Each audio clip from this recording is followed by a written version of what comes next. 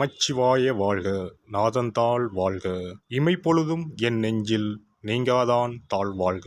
வாழ்க வளமுடன். அனைவருக்கும் இனிய வணக்கங்கள். அனைவருக்கும் இனிய ஆங்கில புத்தாண்டு நல்வாழ்த்துக்கள். பிறக்கும் இந்த புதிய ஆண்டில் உங்கள் வாழ்வில் மிகுந்த சந்தோஷமும் வளமும் பெற்று புதிய இலக்குகள், புதிய வாய்ப்புகள், புதிய வெற்றிகளுடன் இந்த 2024ஆம் ஆண்டு அமைய எல்லாம் வல்ல இறைவனை வேண்டி விரும்பி கேட்டுக்கொள்கிறேன். நிகழும் ஸ்ரீ மங்களகரமான சோபகிருது ஆண்டு ஜனவரி மாதம் 1ஆம் தேதி மார்கழி 16 அன்று பஞ்சமி திதியில் மகம் நட்சத்திரத்தில் கௌளவம் கரணத்தினில் சித்தயோகம் கூடிய நன்னாளில் இந்த ஆங்கில புத்தாண்டு பிறக்கின்றது. புத்தாண்டின் கிரக நிலைகளை ஆராய்ந்து பார்க்கும்போது குரு பகவான் மேசராசியில் வக்ர நிவர்த்தி அடைகிறார். ராகு பகவான் மீனராசியிலும், சனி பகவான் கும்பராசியிலும், புதன் செவ்வாய் சூரியன் தனுசு ராசியிலும், சுக்கிரன் விருச்சிக ராசியிலும், சந்திரன் சிம்ம ராசியிலும், கேது பகவான் கன்னி ராசியிலும் சஞ்சாரம் செய்கின்றனர். மே 1ஆம் தேதி குரு பகவான் மேசராசியில் இருந்து ரிஷபராசிக்கு பெயர்ச்சியாகின்றார். அக்டோபர் 9, 2024இல் குரு பகவான் ரிஷபராசியில் வக்ரகதி அடைகின்றார். இதனால் அனைத்து ராசிக்காரர்களுக்கும் யோகம் அடைவார்கள். ஜூலை 29ஆம் தேதி முதல் நவம்பர் 15ஆம் தேதி வரை சனி பகவான் வக்ரகதி அடைந்து பின் நேர்கதி அடைகிறார்.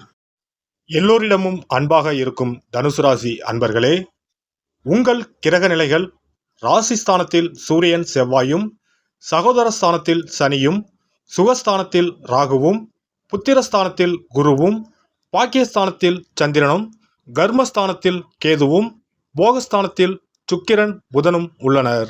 குரு பகவான் 5ஆம் பார்வையாக சிம்ம ராசியையும், 7ஆம் பார்வையாக துலாம் ராசியையும், 9ஆம் பார்வையாக தனுசு ராசியையும் பார்வையிடுகிறார்.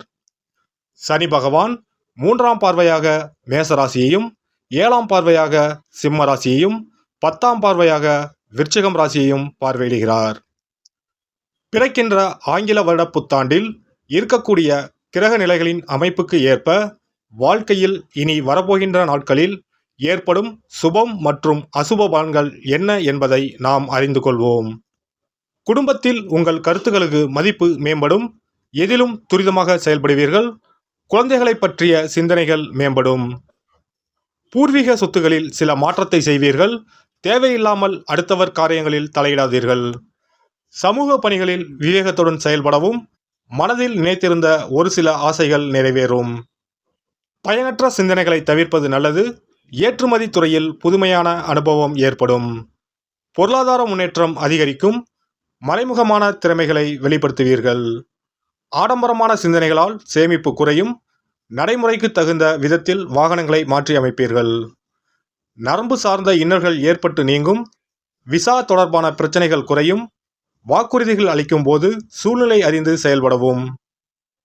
கடன் சார்ந்த பிரச்சனைகள் குறையும். குடும்ப உறுப்பினர்களிடம் மனம் விட்டு பேசுவது புரிதலை மேம்படுத்தும். உடல் ஆரோக்கியம். உடல் ஆரோக்கியத்தில் ஏற்ற இறக்கமான சூழல் உண்டாகும். உணர்ச்சி வசமான பேச்சுக்களை குறைத்துக் கொள்ளவும். அவ்வப்போது ஒற்றை தலைவலி சார்ந்த பிரச்சனைகள் ஏற்பட்டு நீங்கும். எதிலும் சிக்கனமாக செயல்படுவது பல பிரச்சனைகளுக்கு தீர்வாக இருக்கும். பெண்களுக்கு பொழுதுபோக்கு விஷயங்களில் ஆர்வம் அதிகரிக்கும். கடினமான பணிகளையும் சாதாரணமாக செய்து முடிப்பீர்கள். குடும்ப உறுப்பினர்களின் வழியில் ஒத்துழைப்பு கிடைக்கும். வாகன பயணங்களில் ஆர்வம் ஏற்படும். வாழ்க்கை துணைவர் வழியில் விட்டு கொடுத்து செல்வது நல்லது. மறைமுகமான சில விஷயங்களை எளிதில் புரிந்து கொள்வீர்கள். மாணவர்களுக்கு கல்வியில் இருந்து வந்த குழப்பமும் தயக்கமும் படிப்படியாக குறையும். புதிய ஆராய்ச்சி சார்ந்த துறைகளில் ஆர்வம் ஏற்படும். எதிர்காலம் சார்ந்த தெளிவான முடிவுகளை எடுப்பீர்கள். விளையாட்டுத் துறைகளில் திறமைகளை வெளிப்படுத்துவீர்கள். பணிபுரிவோர்கள் உத்தியோக பணிகளில் சற்று கவனத்துடன் செயல்பட வேண்டும். சஞ்சலமான சிந்தனைகளை தவிர்த்துக் கொள்வது நல்லது. இடமாற்றம் சார்ந்த விஷயங்களில் சிந்தித்து செயல்படவும். உயர் அதிகாரிகளிடம் விட்டு கொடுத்து செல்வதால் அனுகூலமான பலன்கள் ஏற்படும். அலுவலகம் சார்ந்த ரகசியங்களில் விவேகத்துடன் செயல்படவும்.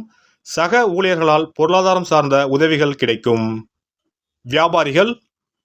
வியாபார பணிகளில் தகுந்த ஆலோசனை பெற்று புதிய முதலீடுகளை மேற்கொள்ளவும்.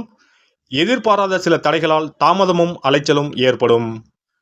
நடைமுறை வியூகங்களை அறிந்து செயல்படவும் வழக்கு சார்ந்த விஷயங்களில் சில மாற்றங்கள் ஏற்படும். அடிக்கடி பயணங்களை மேற்கொள்வதற்கான சூழல் உண்டாகும். தொழில் நிமித்தமான சில தந்திரங்களை புரிந்து கொள்வீர்கள்.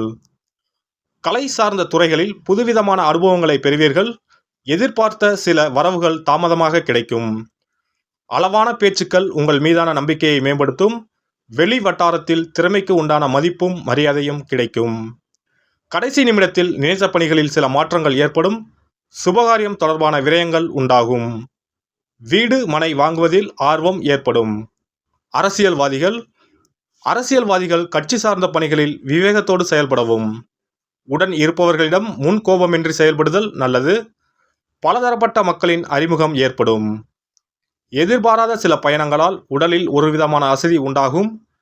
ஆதாரம் இல்லாத கருத்துக்கள் கூறுவதை தவிர்ப்பது நல்லது.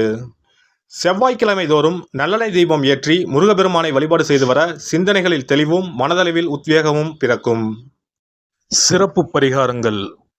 வருமானத்தை பெருக்குவதற்கு வருமானம் வந்ததும் அல்லது சம்பளம் வாங்கியதும் அந்த தொகையில் 1% தொகையை தனியாக எடுத்து வைத்து விடுங்கள்.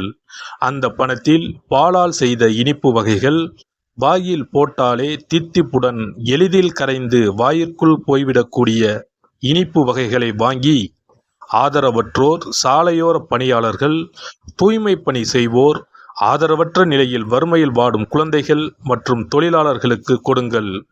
மகிழ்ச்சியுடன் உங்கள் கைகளால் இனிப்புகளை கொடுங்கள். இப்படி செய்வதால் சனி சுக்கிர யோகம் உண்டாகும்.